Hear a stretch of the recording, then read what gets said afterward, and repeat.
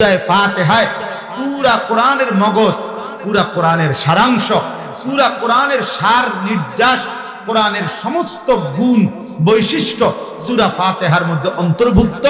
এই জন্য আল্লাহর নবীও সূরা ফাতিহার অনেক নাম খুদ রাসূল নিজের জবান দিয়ে উল্লেখ করেছেন।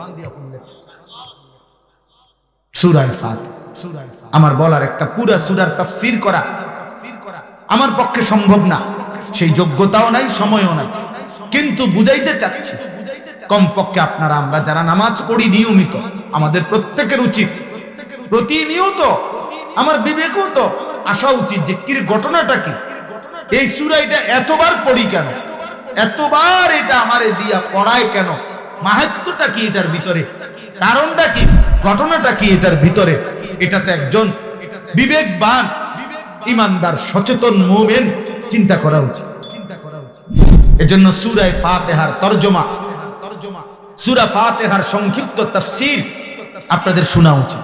কমপক্ষে নিজ নিজ মসজিদের ইমাম সাহেব যারা জুমা পড়ায় ওনাদেরকে আবদার করবেন যে হুজুর আমারে আরেকবার সূরা ফাতিহা আলহামদুলিল্লাহ সূরার তাফসীর সংক্ষেপে আপনি পড়ে শুনুন।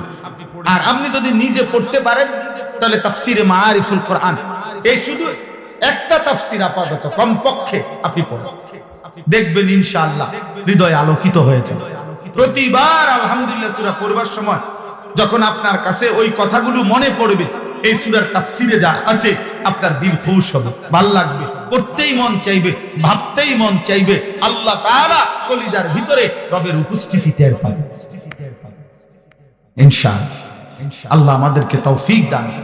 আমাগো দুঃখ এটাই, আখিরাতের কথা, কোরআনের কথা পড়তে বললে, শুনতে বললে, একটু মেহনত করতে বললে চললে কুলায় না। চাচারে বলবেন চাচা কুদুর আল্লাহর কোরআন শিখেন, সূরা কেরাত দোয়া কালাম শিখেন, একটা কোরআন শরীফের অর্থ তরজমা কুদুর পড়েন বা শুনেন না।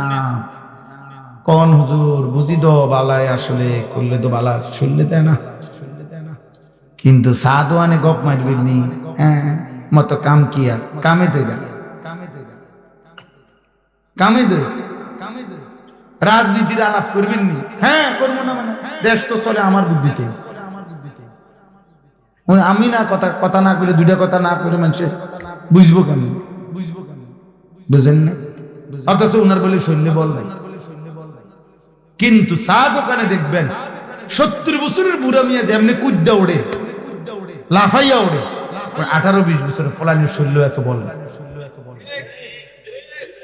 হ্যাঁ হ্যাঁ তিন, আরে না বেড়া তাই কি যাবে চায়, কথাটা বোঝ বেড়া চাই সবাই সাদে আজকে বুঝাইয়া যাবো তো করে কথা, কোন কোন পয়েন্টে শেখ হাসিনা ভুল করছে আজ বুঝাম।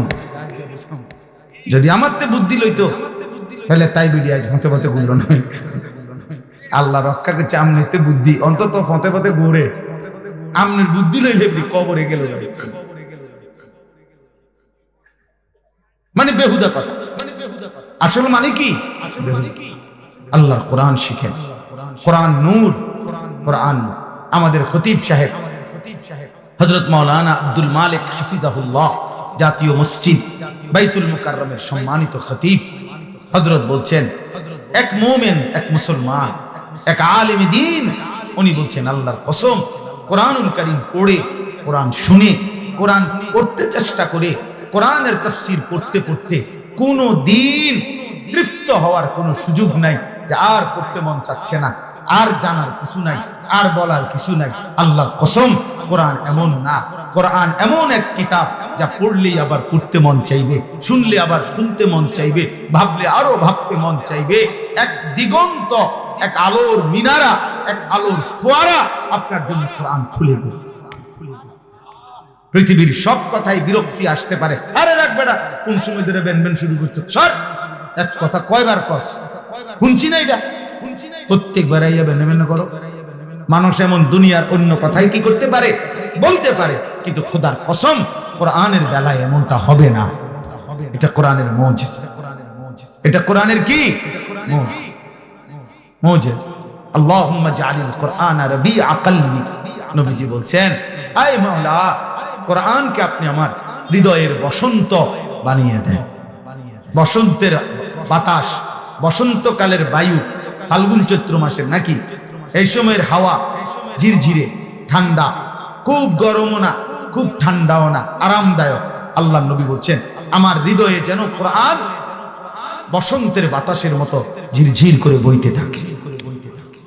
আমার শায়েখ আল্লামা মুফতি মুশতাকুর নবী সাহেব হুজুর বলেন যে কোরআন যেন হয় আমার গায়ের ওড়না, কোরআন যেন হয় আমার গায়ের চাদর। এমনটা আল্লাহর কোরআনকে ভালোবাসা দরকার। তো সূরা ফাতিহা আমি আপনাদের কাছে এটা বললাম।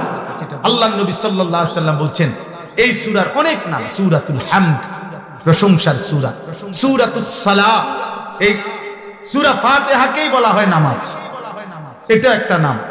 আল্লাহর নবী সাল্লাল্লাহু আলাইহি ওয়াসাল্লাম বলছেন, আল্লাহ তাআলা বলছেন হাদিসে কুদসি, আল্লাহ নিজে বলছেন কাসামতুস সালাতা বাইনি ওয়া বাইনা আবদি, নামাজকে আমি আমার বান্দার মাঝে আর আমার মাঝে ভাগ করে নিলাম। তো নবীজি বুঝাইতে চাইছেন, হাদিসের ব্যাখ্যায় আছে মুহাদ্দিসিনে কেরাম বলেন নামাজকে আমি আল্লাহ আমি আমার বান্দার মাঝে ভাগ করে নিলাম, এই কথা বলে আল্লাহ নামাজ বলতে সালাত বলতে সূরা ফাতিহাকে বুঝায়। কেন?